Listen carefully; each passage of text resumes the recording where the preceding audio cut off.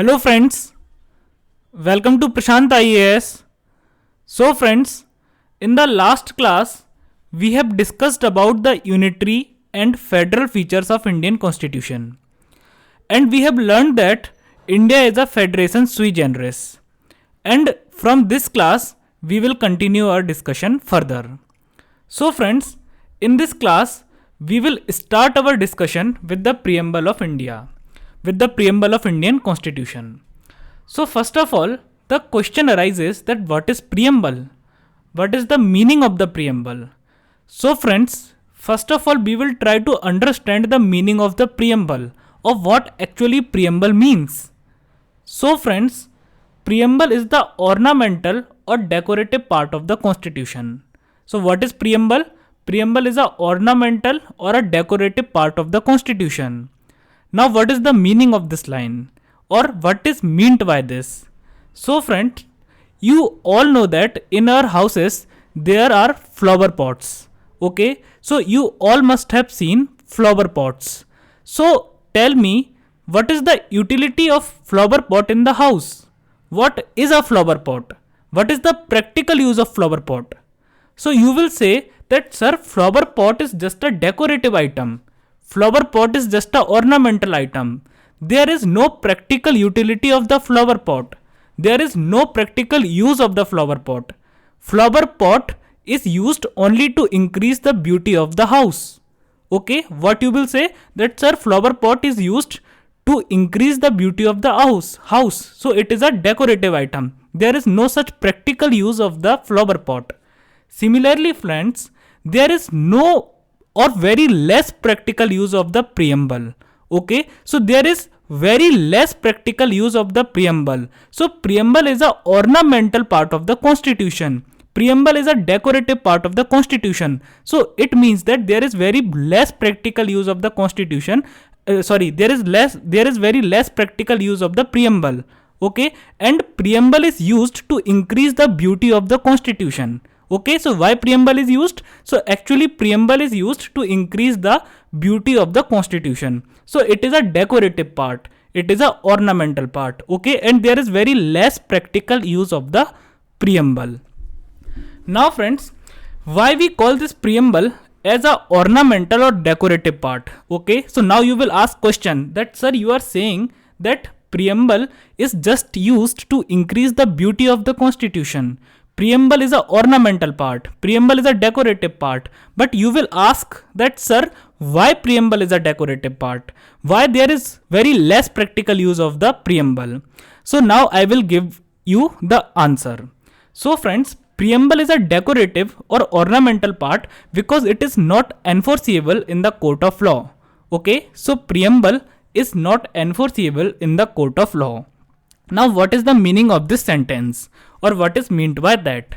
So friends, suppose we know that there are many provisions in the preamble of India, in the preamble of the Indian Constitution. There are many points, there are many provisions written in the preamble of the Indian Constitution. Okay, so suppose if government is not enforcing some of the provision of the preamble. Okay, so suppose that if the government of India is not enforcing or not doing something which is written in the preamble to the constitution, then friends, you cannot file a case against the government for not implementing the provision of the preamble in the court of law. Okay, so what does it mean? It means that suppose we have many provisions in the preamble of our constitution. So if government of India is not enforcing, if government of India is not implementing, or if government of India is not doing something which is written in the preamble, then you cannot file a case against the government of India in the court of law, in Supreme Court, in High Court. What does it mean? It means that you cannot force the government, you cannot compel the government to implement something which is written in the preamble, to implement the provisions of the preamble. So to make it more clear, I will give you an example. So friends, suppose we know that in Indian Constitution there is a word socialist. Okay, so according to the preamble of the Constitution of India, India should be a socialist country. Now friends, suppose government of India is doing nothing to make India socialist and India is becoming more and more capitalist day by day. This is just an example. Okay, so suppose government of India is doing nothing to make India a socialist country. Now even it is written in the preamble that India is a socialist country, and then also government is doing nothing to make India socialist, then also you cannot file a case against the government in the court of law, means in the Supreme Court or High Court against the government. Okay, you cannot force the government to make India socialist. You cannot compel the government to make India socialist. You cannot file a case against the government that sir, government is not making India socialist, so please do something. Okay, so you cannot challenge the action of the government in the judiciary. Okay, so what does it mean? It means that if government is not enforcing or implementing some or the other provisions of the preamble, then you cannot file a case against the government in the court of law. Now friends, so this was the one reason why preamble is known as ornamental part. So it is ornamental, it is decorative. Why? Because it is not enforceable. So it is not enforceable, so it is of no use. Okay. Now friends, preamble does not confer any substantial power onto the organs of the government, nor it limits the powers of the government. Now what does it mean? So friends, we know that government has three organs. What are the organs of the government? So judiciary, legislature and executive. Okay, so there are three organs of the government: executive, legislature and judiciary. So friends, now I will ask one question from you. Do you know that whether preamble confers any power to any of the organ of the government? Means, do you know that preamble has given some power to the legislature? Do you know preamble has given some power to executive? Or do you know preamble has given some power to judiciary? So you will say that sir, no sir, preamble has not given any power to legislature, preamble has not given any power to executive, and preamble has not given any power to judiciary. Okay, why? Because nothing is mentioned in the preamble like this. Okay, so you will say that sir, nothing like this is mentioned in the preamble, and preamble does not give any power to legislature, preamble does not give any power to executive, and preamble does not give any power to judiciary. So it means that preamble does not give any power to any organ of the government. Okay, so practically preamble is doing nothing. Now friends, I will ask another question from you. So please tell me, do you know whether preamble limits the power of any of the organ of government? So do you know whether preamble limits the power of the government? So you will say that no sir, preamble does not limit the power of the government. There is no such provision in the preamble. So preamble does not limit the power of the government. Limiting the power of the government means putting a barrier or the boundary over the powers of the government. Okay, so preamble neither gives any power to the government nor preamble limits the power of the government. So practically preamble is doing nothing, and that's why also preamble is a ornamental or decorative part. Means it is just a part included to increase the beauty of the constitution. Okay, so preamble is not giving any power to any of the organ of the government, and preamble is not limiting the powers of the organs of the government. Now friends, preamble cannot overwrite any specific provision of the constitution. Okay, now what does it mean? And preamble is subordinate to the constitution. Means if there is any conflict or dispute between preamble and any specific article of the constitution, then constitutional provision will prevail. So this is the third reason why preamble is an ornamental part. Now what is the meaning of these lines? Okay, so what is the meaning of this, that preamble cannot overwrite any specific provision of the constitution? So I will explain it to you. So friends, we know that there are many articles in the Constitution of India. Okay, and they are actually the provisions of Indian Constitution.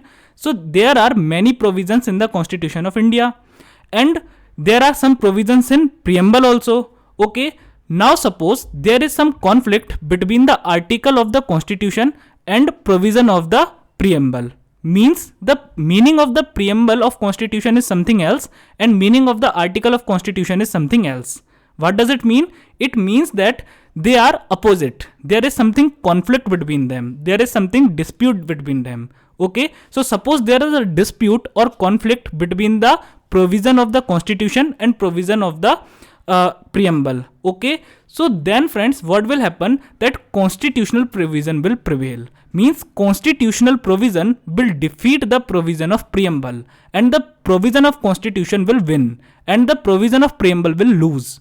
So who will win? The provision of constitution will win and constitutional provision will prevail. Okay, so suppose there is a dispute between the provision of the preamble and provision of the constitution, then who will win? Definitely then the provision of the constitution will win. So it means that preamble do not have the power to overwrite the article of the constitution. Preamble do not have the power to surpass the any provision of the constitution. Preamble cannot overwrite any provision of the constitution. Why? Because preamble is subordinate to the constitution.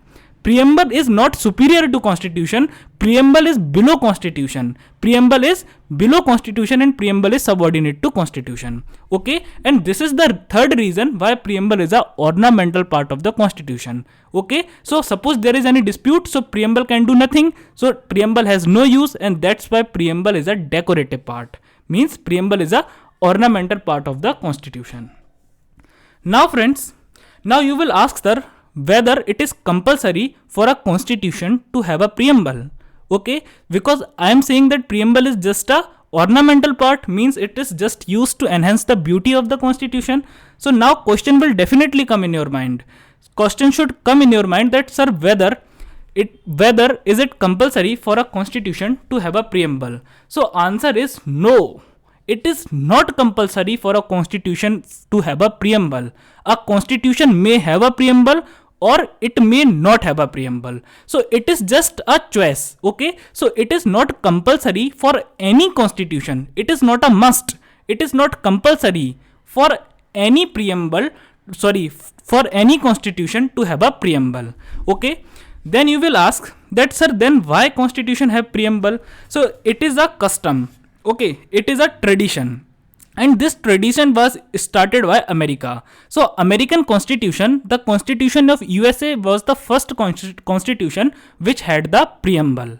Okay, so it is just a custom, it is just a tradition which was started by USA. So it is just customary, means it is a traditional practice that a constitution is having a preamble, but it is not compulsory. A constitution may have a preamble or a constitution may not have a preamble. Now friends, we know that there are two types of constitutions. So in the previous lectures, I have explained you very clearly that there are two types of constitutions, unwritten constitution and written constitution. So friends, in any written constitution, there is no preamble. For example, the Constitution of United Kingdom is unwritten constitution. So the Constitution of United Kingdom do not have any preamble. It does not have any preamble. Okay, so any unwritten constitution does not have any preamble. But what is the case with any written constitution? So for written constitution, it is optional that written constitution may have a preamble or it may not have a preamble. For example, the Constitution of India is a written constitution. So the Constitution of India has a preamble. Another example we can give, that Government of India Act 1935. So I have taught you in the previous classes about Government of India Act 1935. So friends, Government of India Act 1935 was also a kind of constitution, but it does not have any preamble. So it was also a type of written constitution, but it does not have any preamble. Okay. Now friends, now we will study more about preamble. So preamble is regarded as introduction or prelude to the constitution. Okay, so you can write it in your exam that preamble is regarded as introduction or prelude to the constitution. Now what is the meaning of this line? So the meaning of this line is that preamble gives the summary or essence of the whole constitution. Means if you want to read the summary of your constitution, suppose you don't have much time, you want to read your constitution in short, you want to read your constitution in very less time, you want to have an idea that what type of constitution is Indian constitution. Okay, then you can read the preamble of any constitution. So what actually preamble is just like a summary of the constitution. So if you want to read the summary of Indian constitution, then you can read the preamble to the Indian constitution. Okay, now friends, preamble also declares the basic values on which a constitution is based. What does it mean? It means that preamble declares the basic nature of the country. Preamble declare the basic nature of the constitution. For example, the basic nature of the Indian constitution is that Indian constitution is a sovereign constitution. Indian constitution is a secular constitution. Justice is guaranteed to the citizens of India. Equality is guaranteed to the citizen of India. So these are the basic values of the Constitution of India, and these all values are mentioned in the preamble to the Indian Constitution. Okay. Now friends, what Supreme Court has said about the preamble. So friends, Supreme Court in Berubari case said that preamble contains the key to unravel the minds of the constitution makers. Okay. And it tells us the intentions that they had regarding various provisions of the constitution. Now what does it mean? So it means that if you want to understand the minds of the constitution makers means the members of the Constituent Assembly. Constituent Assembly was the body which made the constitution. So if you want to read the minds of constitution makers, means what they were thinking when they were making the constitution. What were their intentions? What were their intentions regarding the various provisions of the constitution? Okay, for example, Indian citizens have freedom of religion. Okay, so we have the freedom of religion. So why constitution makers gave the freedom of religion to the citizens of India? Why? Because they wanted to make India a secular country. And where it is given? It is given in the preamble of the Indian Constitution. Okay, so if you want to read the mind of the constitution makers, means what they were thinking when they were making the constitution, what was their intentions regarding the provisions of the constitution, regarding the articles of the constitution, why they included certain provisions in the Indian Constitution and why they did not include certain provisions in the Indian Constitution. So if you want to know answer to these questions, then preamble is the key. So while reading the preamble of any constitution, reading the preamble of Indian Constitution, you can read the minds, you can open the minds of the constitution makers. Now friends, Supreme Court also said that if there is an ambiguity regarding particular article or articles of the constitution, then that interpretation of the article will be made which matches with the preamble. Okay, now what does it mean? So suppose there is some confusion regarding any article of the constitution. Okay, so we know that many articles are there in Indian Constitution. So suppose there is some confusion regarding any article. Okay, then I have told you in the previous classes that Supreme Court is the conservator of the Indian Constitution. Means Supreme Court has the power to interpret, to derive the meaning of the articles of the Indian Constitution. Okay, so that Supreme Court has said कि if there is any confusion regarding any provision of the Indian Constitution, then only that interpretation will be made, only that meaning of that provision will be made which matches with the preamble of the constitution. Okay, so what does it mean? It means that if there is any confusion regarding any provision of the Indian Constitution, then only that meaning of that provision will be accepted. Only that meaning of that provision will be accepted which matches with the preamble of the Indian Constitution. Okay, why? Because preamble is the key to unravel the minds of constitution makers. So if you want to know that what intentions constitution makers had when they made that certain provision, so you have to read the preamble. Okay, that's why only that meaning of that provision will be accepted which matches with the preamble. Now friends, according to N.A. Palkhiwala, preamble is the identity card of the constitution. So who was N.A. Palkhiwala? N.A. Palkhiwala was an eminent jurist and he was expert in the field of constitution. So he has said that preamble is the identity card of the constitution. For example, you also have your identity card. So what is identity card? Identity card is the document which tells us about the identity of any person. For example, what is the identity card of any person of India? Aadhaar card. What is your identity card? Your Aadhaar card. So if you want to know about any person, if you want to know what is the name of that person, if you want to know what is the age of that person, if you want to know his father's name, his date of birth, then you can simply check his Aadhaar card, and by seeing in his Aadhaar card, you can simply say that now this is his name, this is his father's name, this is his date of birth, and this is his address. Okay, so if you want to know in short about a person, then you can simply check his Aadhaar card. Similarly, what is the identity card of a constitution? So preamble is the identity card of a constitution. So if you want to know about the constitution in short, if you want to know something about that constitution, then you can check the preamble of that constitution. So friends, now let's have a look. Now let's see the preamble to the Constitution of India. Okay, so friends, you can see on your screen that this is the preamble to the Constitution of India. So now I will read the preamble for you. So friends, the preamble reads like, we, the people of India, having solemnly resolved to constitute India into a sovereign, socialist, secular, democratic republic, and to secure all its citizens. Okay, so what is the first line? That we, the people of India, having solemnly resolved to constitute India into a sovereign, socialist, secular, democratic republic, and to secure all its citizens. Justice, social, economic, and political. Liberty of thought, expression, belief, faith, and worship. Equality of status and of opportunity, and to promote among them all. Fraternity, assuring the dignity of individual and the unity and integrity of the nation. In our Constituent Assembly, this 26th day of November 1949, do hereby adopt, enact, and give to ourselves this Constitution. So this is the preamble of the Constitution of India. Now friends, what information do we get by this preamble? What information the preamble of Indian Constitution gives to us? So first of all, you can read its first line and the last line. We, the people of India.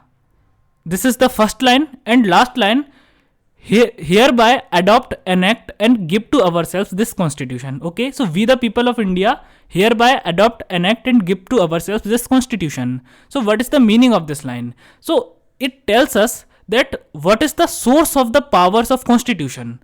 Who made the Constitution? So the meaning of this line is that people of India made the Constitution of India. Who made the Constitution of India? People of India made the Constitution of India.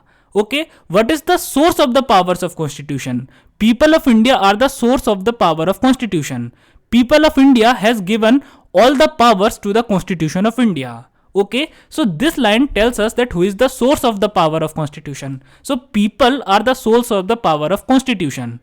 Okay, people made the Constitution. Okay, now friends, Constitution also tells us about the aspirations of people and the ideals of the nation. Okay, now what does it mean? So aspiration of people means what people wanted, what were the desires of people, what were the hope of people from an independent India, because all contributed something in the independence struggle of India. So people had some aspirations, some desires, some hopes from the new country. So what were the aspiration of people? So for example, you can say in the highlighted text that justice, liberty, equality, fraternity, these were the aspirations of people. And for fulfilling the aspirations of people, so what were the aspirations of people? People wanted justice. People wanted a just country. Okay, people wanted liberty. People wanted freedom. Okay, because all have contributed something in the freedom struggle of India. So all wanted something from the new country. People wanted equality. People wanted fraternity. Okay, and now to give these all things to people, okay, now to give these all things to people, we need to make a very strong nation. We need to make a nation which is sovereign, which is socialist, which is secular, which is democratic, and which is republic. So what are all these? These are the ideals of the nation. Means this is the basic structure of the India. This is the basic structure of the India as a state. Okay, so these are the ideals of our country. Our country is sovereign. Our country is socialist. Our country is secular. Our country is democratic republic. So what are these? These are the ideals of our nation. Means these are the basic structure of our country India. Okay, now friends, these things were very necessary, means sovereignty, socialist, secular, democratic republic, these things were necessary to fulfill the aspirations of the people of India. Okay, now friends, we will discuss about all these things one by one in detail. So first of all, we will start our discussion with the aspirations of people. Okay, so I have told you that everyone has contributed something in the freedom struggle of India. So everyone had huge hopes from the new country India, from a independent India. Okay, so aspirations of people means hopes of people. Aspirations of people means what people wanted from the independent India, what people wanted from their country. So first of all, people wanted justice. So what is the meaning of justice? So friends, Indian Constitution guarantees a comprehensive justice to the Indian citizens. Okay, so Indian Constitution gives an comprehensive justice to its people. So comprehensive justice means a complete justice. For example, in Indian Constitution provides us political justice, economic justice and social justice. Okay, so Indian Constitution provides to its people, guarantees to its people political justice, economic justice and social justice. So now what is political justice? What is the meaning of political justice? So political justice means justice related to political affairs. What is political affairs? Political affairs means contesting elections, giving vote. So friends, in India, everybody can vote and everyone can contest election. Now what does it mean? So it means that every Indian citizen above the age of 18 is eligible to vote. Means everyone has the right to vote, and this is also known as universal adult franchise. Okay, so every adult in India above the age of 18 has the right to vote. Okay, so now what is the significance of this? So why do you give your vote? You give your vote to choose your government, to choose your representatives. Means you have the right to choose your government. You have the right to decide who will get the power, who will form the government. Okay, so now who is deciding that who will form the government? Who is deciding that who will become the prime minister, who will become the chief minister? So actually you are deciding that who will become the chief minister, who will become the prime minister. The people of India are deciding that who will form the government. Okay, so right to vote is a very significant and important right, because by right to vote you can control the government. You have the right to elect your government, you have the right to choose your government. Okay, so this is a very important political right. So in India, every adult above the age of 18 has the right to vote, means they can vote. Now friends, every citizen of India also has the right to contest election. Contest election means they also has the right to become MP, MLA, minister. Okay, so they also has the right to contest election or fight election. Now for example, we all know that every citizen of India is allowed to contest the election of Lok Sabha if they are above the age of 25 and they qualify certain more qualifications. Okay, so if you have crossed the age of 25 and you fulfill certain more qualifications, then you are eligible to contest the election of Lok Sabha. Okay, so there is no discrimination, all can contest the election of Lok Sabha. Means everyone has the right to become the CM, everyone has the right to become the PM, everyone has the right to become MLA or MP. Okay, so this is political justice. Now friends, what else we can add in the meaning of political justice? So political justice also means the freedom of speech and expression. So which article of the Indian Constitution guarantees to you freedom of speech and expression? So Article 19, Clause 1, Subclause A guarantees to every Indian citizen freedom of speech and expression. Means you have the freedom to speak. You have the freedom to express your views. Whatever you are thinking, you can speak. Whatever you are thinking, whatever are your thoughts, you can speak in public. For example, if you think that the policies of government are not good, they are discriminatory against you or your community, then you can say this in public. So freedom of speech and expression is very, very important in any democracy. Why? Because this right gives you the power to oppose the government. Okay, suppose you want to oppose the government, you want to do protest against the government, then how will you oppose against the government? Definitely by using your speech, by expressing your views, what you are thinking about the government, what do you think about the government. So by using your freedom of speech and expression, you can also oppose the government if you are not happy with the government. So this is the political justice. Okay. Now what is economic justice? So economic justice means everybody can earn money and everybody can do his economic development. So definitely everyone living in India can earn money. No one will stop you. If you want to earn money, you can earn money. The government will not stop you. Anyone will not stop you. Okay. For example, if you want to do a business, you can do it. You can do any business. Okay. If you want to do a job, you can do it. For example, if you want to become IAS officer, you can become IAS officer, but you have to fight the exam for it. You have to clear the exam for it. Okay. So in India, you can do any business. You can do any job. There are certain exceptions also, but in general sense, you can do any business. You can do any job. Means in India, everybody can earn money. Government will not stop you. Nobody will stop you. Okay. Nobody is stopped from earning money. You can earn money. You can do your economic development. So this is economic justice. Okay. So no matter whether you belong to lower caste, you belong to upper caste, or you belong to any religion, you have the right to earn money. So this means economic justice. Now what is social justice? Social justice means when every community of the society is equal. Okay. Now what does it mean? It means that whether you belong to upper caste Hindu or you are a lower caste Hindu, okay, whether you belong to Islam, whether you belong to Hinduism, whether you belong to Christianity, okay, whether you belong to any religion, whether you belong to any caste, whether you belong to any community, whether you are a male or you are a female, your social status is equal.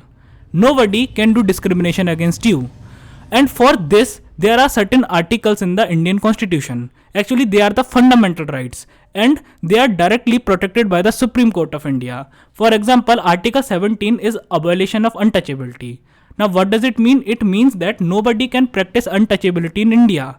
You cannot say that this particular person is untouchable. I will not touch him. Actually, he can drag you to Supreme Court for this statement only. Okay, so you cannot practice untouchability in India. You cannot declare a person or you cannot behave with a person as if he is untouchable. So this is a crime. Okay. So Article 17 prohibits anyone from practicing the untouchability. So it means that what Article 17 is doing, Article 17 is guaranteeing the equality between the different sections of the society.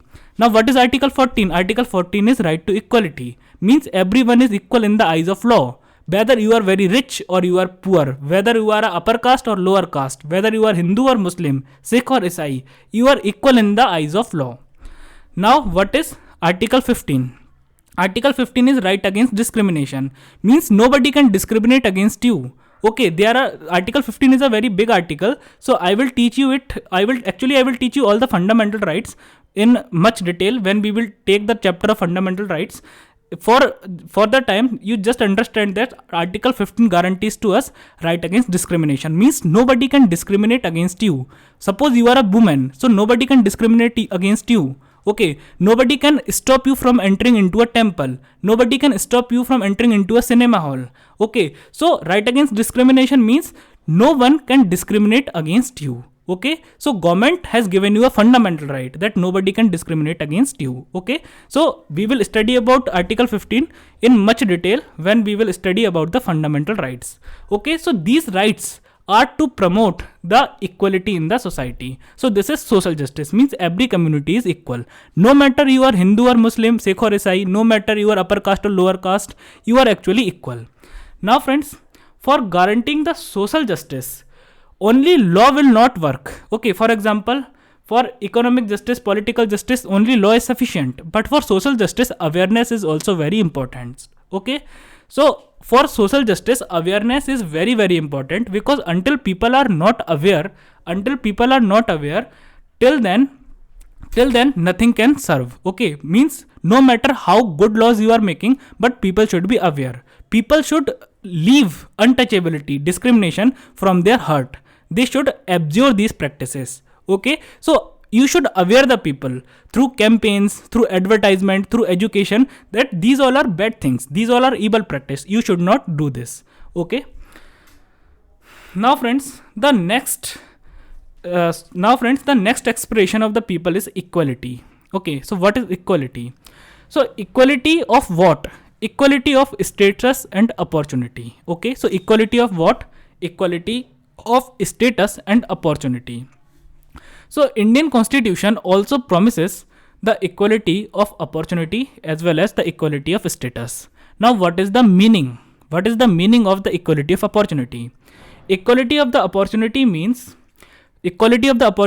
same opportunity will be given to all the people of India. Okay, same opportunity for your development will be given to you. Okay, for example, same opportunity to all in the government job, in the business. For example, if Mr. Ambani is doing business, you can also do a business. You have the opportunity. Okay, now it depends on you that how you utilize that opportunity. If there is vacancy for certain government job, then all the people who are eligible, they can fill the form, they can compete. Okay, for example, you all are preparing for IAS. Okay, so it is equality of opportunity that all the citizens of India whose minimum age is 21 and their minimum educational qualification is a graduation degree, they can compete in the IAS exam. Okay, so equality of opportunity means the same opportunity will be given to all the people of India. Okay, for example, anyone in India can become IAS officer who's at least who is of 21 years of age. Okay, whose minimum age is 21. Okay, and whose minimum age is 21 and who has done graduation. Okay, there are certain more qualifications also. So here we are not discussing about that what are the qualifications or eligibility for IAS. I am just giving an example that if you have completed 21 and you have a graduation degree, okay, if you have done graduation, so then you can fill the form and you can compete and you can also become IAS officer if you clear the exam. It means that government and state is providing equal opportunity to all the people of India. Okay, if you want to do a business, you can do a business. If you want to open a shop, you can open a shop. Okay, if you want to open an e-commerce website, you can open that. If you want to open another Flipkart, you can open that. Okay, you can do anything. Okay, there are certain restrictions. These we will discuss when I will discuss article 19. Okay, now what is equality of status?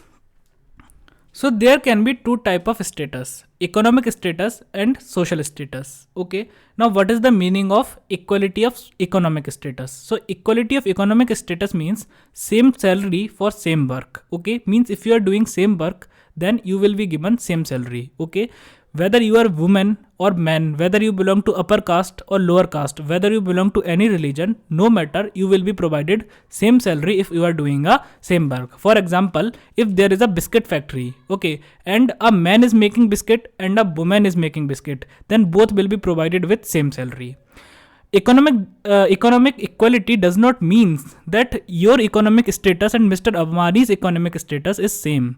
Definitely there is a much difference. He is the richest man of India. He is very, very rich. And I think you might not be that rich. You may be rich, but you might not be that rich. Okay. So equality of economic status does not mean that you will have same money and some rich person also have same money. Okay. So it does not mean that you will have same money and some very, very rich person, some billionaire person, he will also have same money. Okay. It does not mean this. It means that same salary will be provided for same work. If you are an IAS officer and you are a woman, then you will be provided same salary. And if suppose there is a man who is an IAS officer, so he will be provided same salary. Okay. If you are a worker in a steel factory and you are making steel slabs, then you will be provided same salary. And if a woman is making steel slabs in the same factory, then she will also be provided with same salary. So the equality of economic status means same salary will be provided for same work. Now, second type is social status, means equality of social status. Now what does it mean? So it means that when social status of every person of India is same, irrespective of his caste or religion. What does it mean? So for example, whether you are a upper caste Brahmin or you are a lower caste, whether you belong to any religion, Hindu, Muslim, Sikh, Isai, okay, whether you are a woman or man, whether you are poor or rich, whether you are a beggar or you are the richest man of India, okay, then also your social status is same. Okay, there means no one can discriminate against you. Your social status will be same. So every person of India will have the same status. Okay, what is his caste, what is his religion, it will not matter. Okay, so social status means the same social status is provided to every person of India. We all are the citizens of India. No one is special. We all are same. So it means that we have same social status. So we have equality of social status. Now friends, the third aspiration of people is liberty.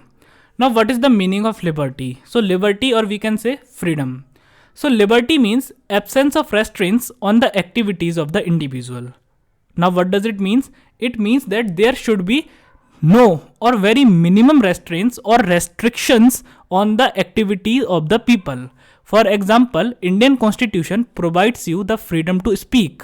Okay, so no one can stop you from speaking anything. Okay, there are some restrictions, there are some exceptions, but in a general sense nobody can stop you. Even government cannot stop you from speaking what you are thinking. So you have the freedom of speech and expression. You have the freedom of trade, means you can do any business what you want, you can do any trade what you want.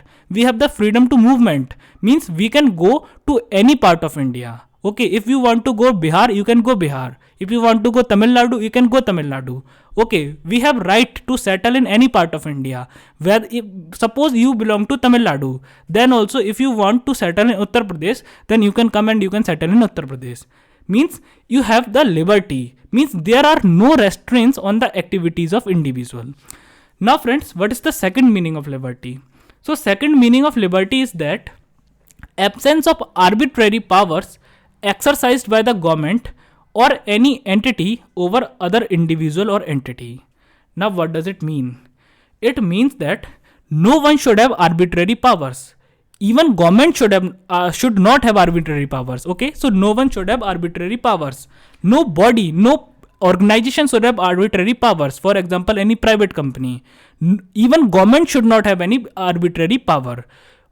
And no one should be allowed to exploit the other. Okay, means government should not have arbitrary powers, any individual should not have any arbitrary powers, any organization should not have any arbitrary powers, and they should not be allowed, even government should not be allowed to exploit the life of others. Okay, to encroach on the liberty of others, to encroach on the freedom of others. So I will explain it to you with the help of an example. For example, suppose when you will become an IAS officer, and suppose you are posted as a district collector. So collector is the highest officer in the district. Okay, we all know that collector is the highest officer in the district. You join the state, you are district collector, then also you will not be allowed to randomly slap anyone. You will not be allowed to randomly abuse anyone. Suppose you are the district collector and you are just walking in the park and randomly for fun, arbitrarily, okay, for fun you just slapped a boy. Then that boy has the power to file a case against you in the court of law. And the court of law will treat you just similar to any other citizen of India. Means in the court of law, whether you are collector or you are prime minister or you are a beggar, you all are equal. Okay, so it means that liberty means you should, anyone should not be allowed to encroach on the liberty of other. Anyone should not be allowed to encroach on the liberty of other, to limit any one other's freedom. Okay, so liberty has two meanings. The first meaning of liberty is that every individual should have freedom. No one should be stopped from what they are doing. But the second and more important meaning is that nobody should be allowed to interfere in the freedom of other. Nobody should be allowed to encroach on the liberty of other. Okay, so you have liberty does not mean that you will throw a stone on your neighbor. Okay, so first meaning is that you should not be, means no one should be allowed from doing what they are doing. But the second and more important meaning is that no one should be allowed to harm the others. Okay, so you have freedom, then you can do anything, but you cannot harm the others. Okay, so you have freedom, it does not mean that you will throw the stone on your neighbor and you will harm them. Okay, so this is the second meaning, that absence of arbitrary power exercised by the government or any entity over other individual or entity. Means no one in the country should have arbitrary powers. No one in the country should have unlimited powers. No one should encroach on the liberty of other. No one should exploit the life of other. Means two meanings of liberty. First meaning that no one should be stopped from what they are doing. Everyone should be provided with freedom. But second, and the more important, I am again and again emphasizing on the word more important. Okay, so the second meaning is more important, that no one should be allowed to encroach on the liberty of other. No one should be allowed to harm others. Even government should not be allowed to harm other individual. Now friends, the fourth aspiration of the people was fraternity. So what is fraternity? So fraternity means the sense of brotherhood that must prevail among all the people of India. Okay, means all the people of India are brothers. Whether you are a Hindu, Muslim, Sikh, Isai, whether you are upper caste, lower caste, whether you are rich, poor, you all are brothers. Whether you are a capitalist or you are a laborer, we all are brothers. Okay, so brotherhood means irrespective of your religion, caste, gender, we all are brothers. Okay, means we all are brothers. For example, there is a very famous saying in India that there is a very famous saying in Hindi. Okay, so I am using Hindi here. Hindu Muslim Sikh ईसाई आपस में सब भाई भाई. Okay, Hindu Muslim Sikh ईसाई आपस में सब भाई भाई. And the English translation of this is that Hindu Muslim Sikh Isai all they are brothers. Okay, so no matter what is your religion, what is your caste, what is your gender, we all are brothers. We all live like brothers. Okay, now friends, it is very essential to promote unity and integrity. Means fraternity is very important to promote the unity and integrity of India. Now what does it means? So it means that if you want that India should remain united, if you want that the integrity of India is not harmed, then there should be fraternity in the country. Why? Because if there will be fraternity in the country, okay, if all will live like brothers, then there will be no secessionism, means nobody will want to leave India. Okay, there will be no riots, there will be no communal riots, means there will be peace all around. Okay, and if there will be peace all around, and if we all live happily in India, then the unity of and integrity of India will live for thousands and crores of years. Okay, means it will live long. So if we want to protect the integrity of India, okay, if we want that our India lives for crores of years, then fraternity is very important. Okay, now friends, so till now we have discussed all the aspirations of people which people had from the India. Now what were the ideals? Ideals means what are the basic features of India. Okay, what are the ideals of India? What are the ideals of our constitution?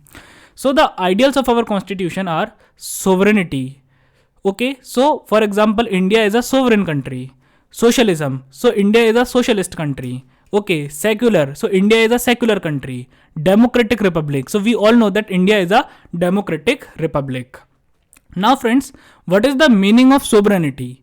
What is the meaning of socialism? What is the meaning of secularism? What is the meaning of democratic and republic?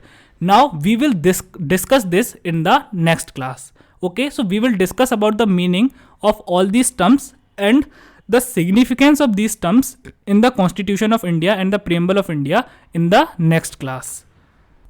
So friends, I have uploaded the link of notes in the description of the video. So you can download the notes from there and from my blog prashant-ias.blogspot.com.